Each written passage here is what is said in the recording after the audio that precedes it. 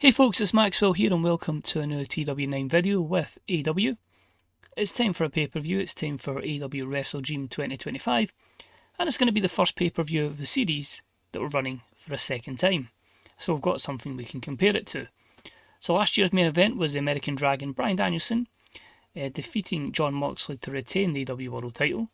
That got an 80, sadly didn't happen IRL, and the show rating itself was a 78. So we should be looking to surpass that. I think obviously because there's been a lot of patches since then, I believe our attendance should be a little lower. But because we're far more popular, and we've obviously got the usual boosts of a good stage and a legendary band. Of course, the other thing that will put the attendance down is the event is set as premium, but I don't think we're in a position at the moment to be getting like 40, 50,000, even more for the achievements. But those things will come down the line if I don't get them in my offline save. So I'm happy how the show goes. Of course, being a pay-per-view, it is predominantly matches, but there is a few segments here or there because we do need them to help get a good show. So sit back, relax, see if the short build worked, and hopefully then after this we can kick on with a mega run to Full Gear.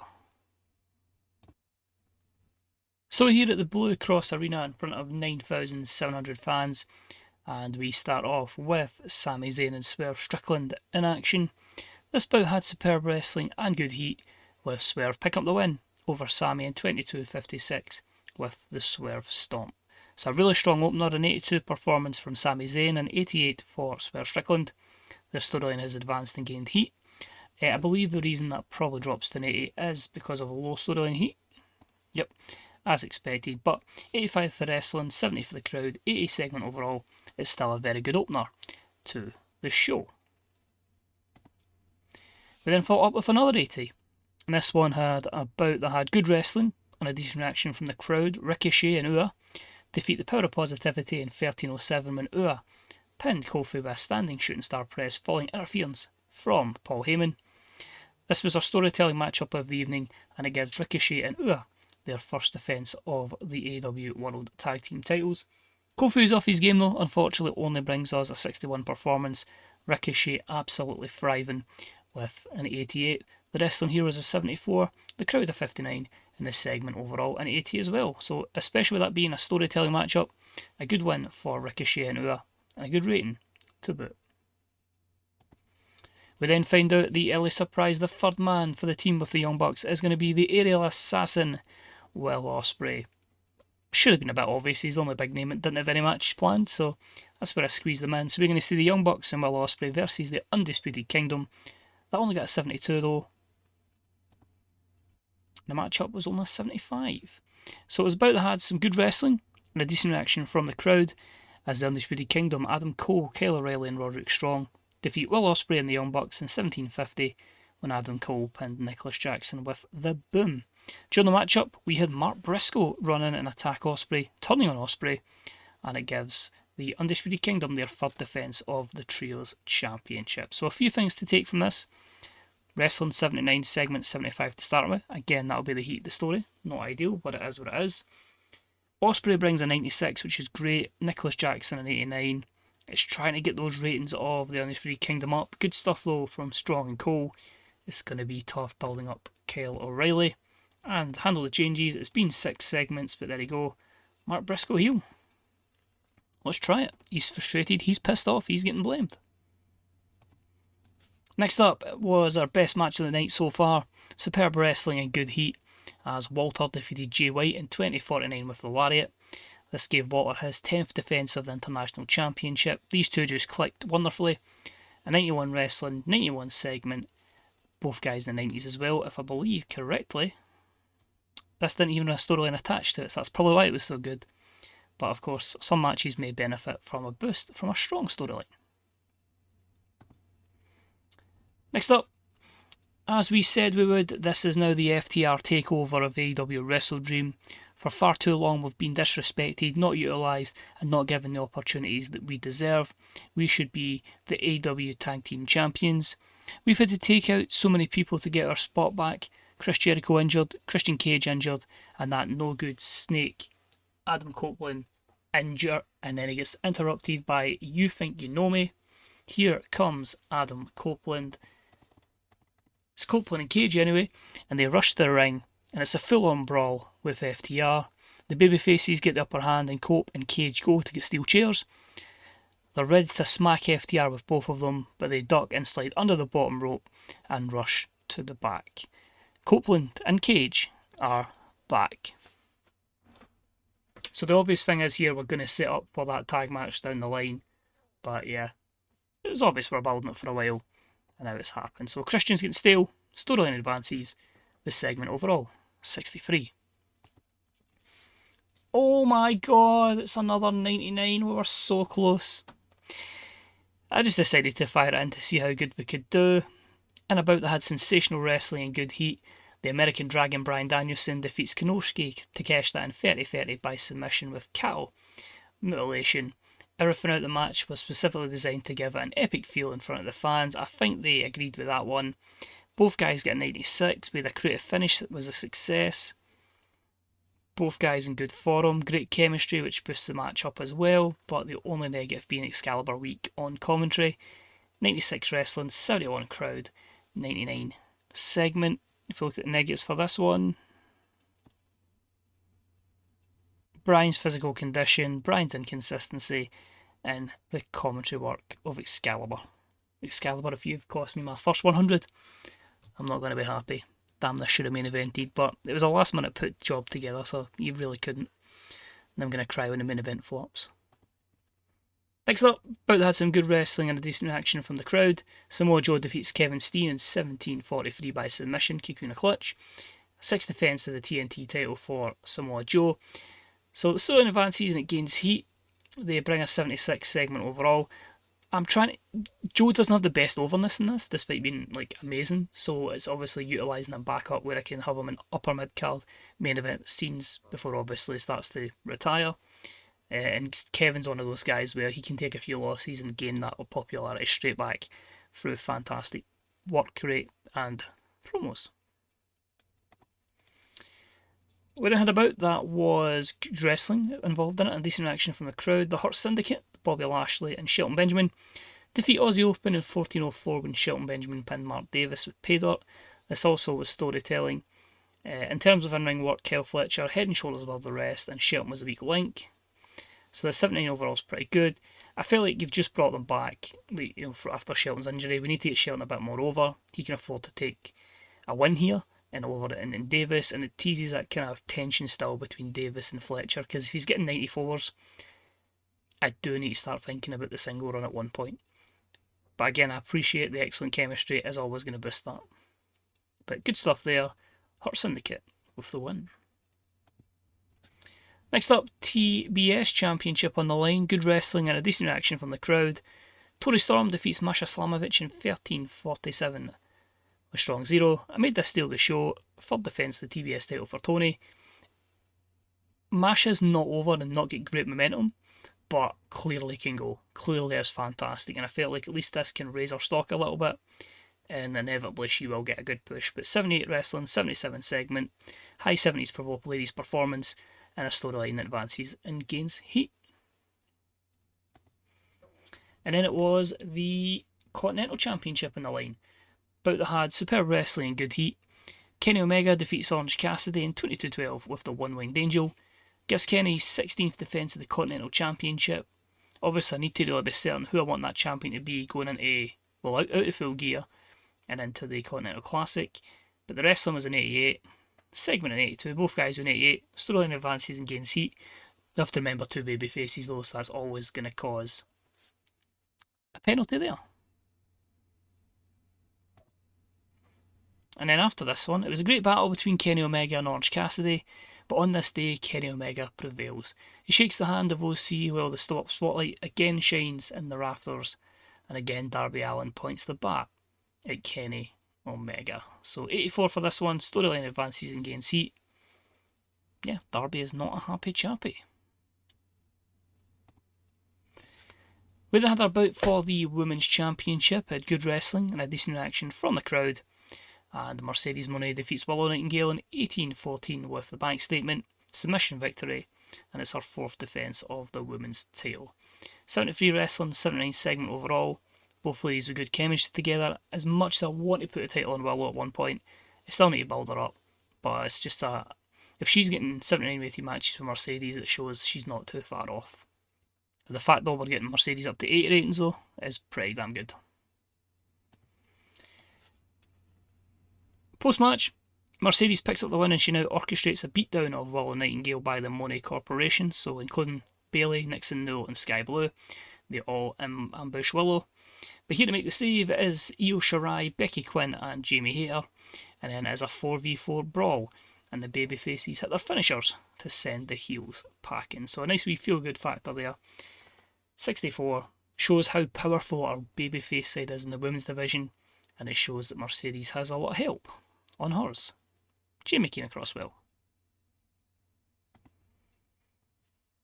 Oh, this one flopped. That's a shame.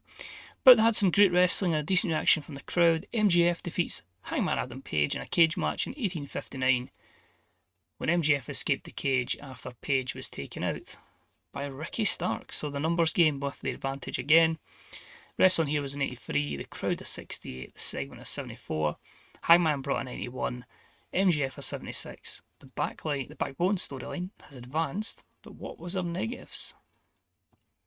Low heat, and both guys' physical condition. Fair enough. I thought that was one of the stronger programs, but obviously not.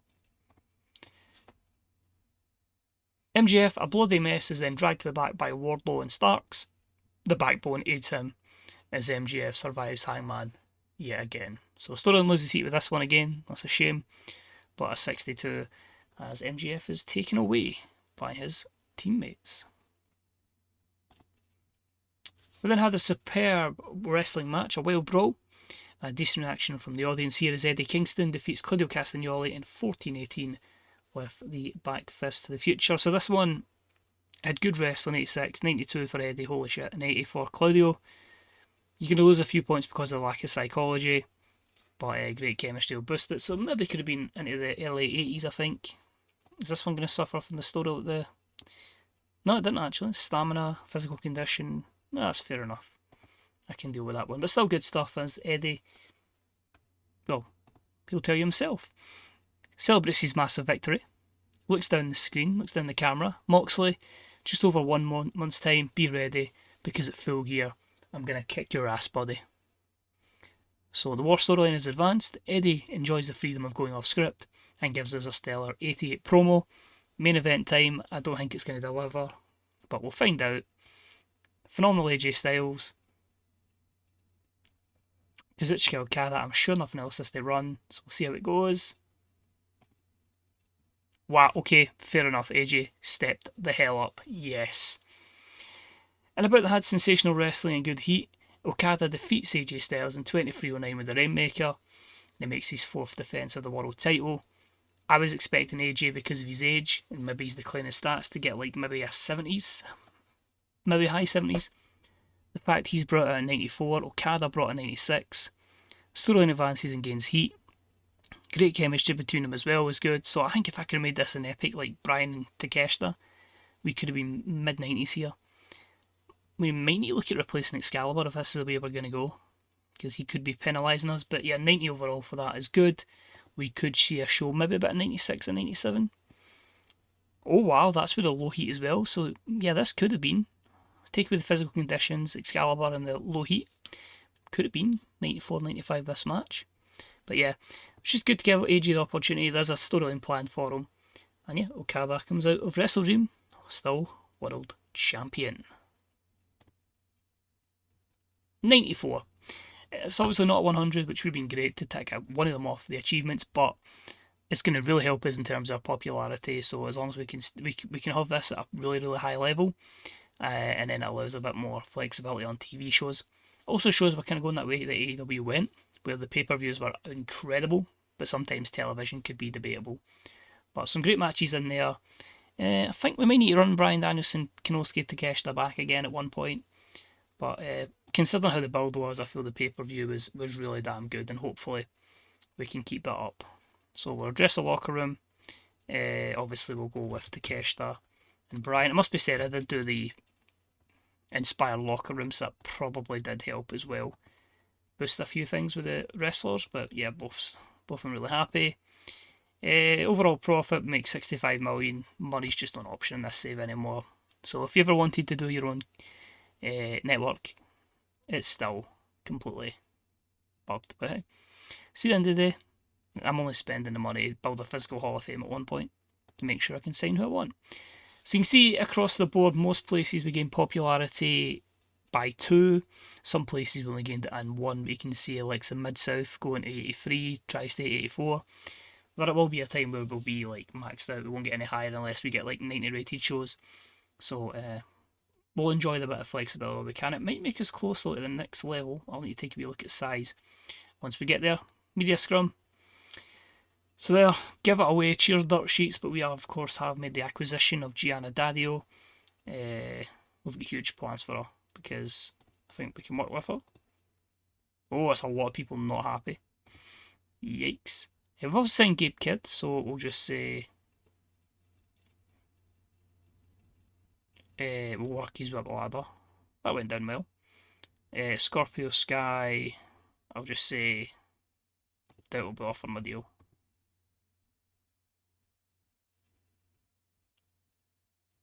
So Excalibur is not happy, Kazarian is not happy, Scorpio Sky's partner's not happy, and so is Christopher Daniels. Fair enough. Yeah, we're off on word on the deal. I'll just say I'm glad he's having a good time. Same with Mark Davis. So not the best answers for myself. I feel that maybe did leave a bit of a negative feel to a lot of people on the roster, but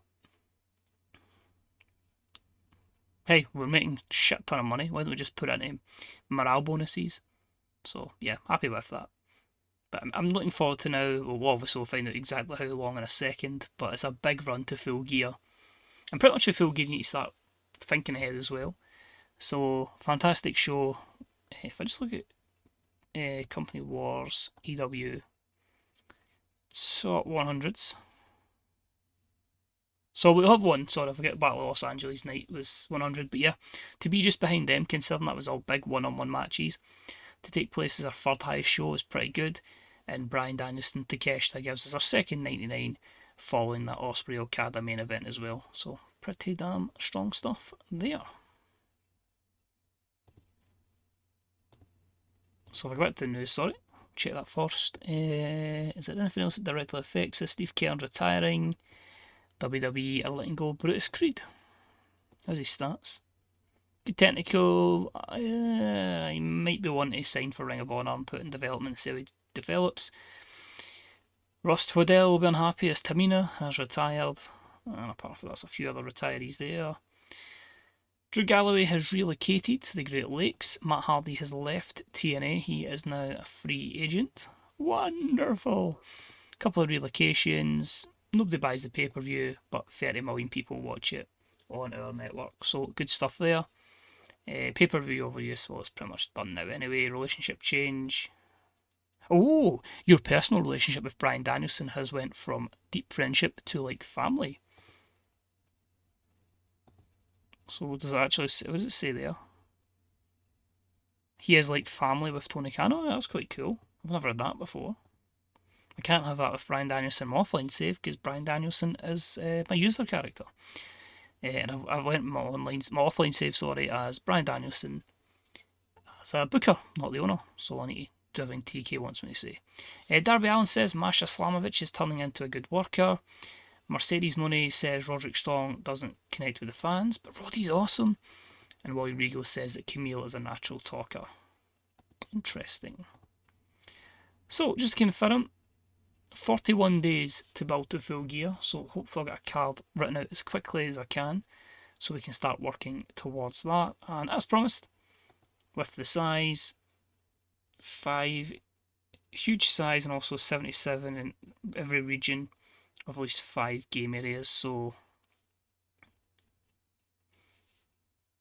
if the US, we'll count the US to start with, right? The Mar teams is costing us. Mexico has 2 it needs to go. The UK is 2. Shikoku, well, everywhere needs to go in Japan. Southern Europe and East Central Europe. quite a few places in Oceania, same with India. So we're quite far off that, but overall I still feel we're in a good position. Well, I just want to check. AJ's popularity. Well, I think the best way to actually do this is perception, major star. Bryan's mid-70s, Okada really breaking through now in the 80s. To give you an idea of Okada, 56 when we started the save. You can see there 86 in some places, so he's really come on. Kenny's the low 80s. Mercedes is up a good bit as well from 66, not quite Okada levels. You got Walter and Willow. I don't need to watch with a few as they don't kind of peak here.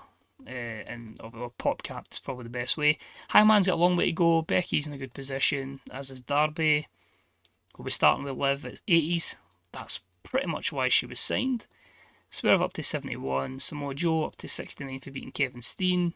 Takeshita might be capped at 70. But still, well, I got him at 71, but still the fact he came for 48 is pretty good stuff. And EO in the 70s as well. So that's just a few people I just wanted to show there in terms of that. Mariah May, she's also went from 50 to 66. So yeah, there's a few tales there that I'm quite happy with, but there's a lot more to be done. So thank you very much for watching. Hope you enjoyed it. A wee thumbs up would be appreciated.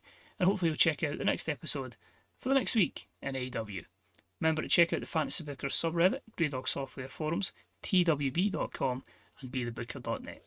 I remember this time. But take it easy and hopefully see you soon. Bye bye.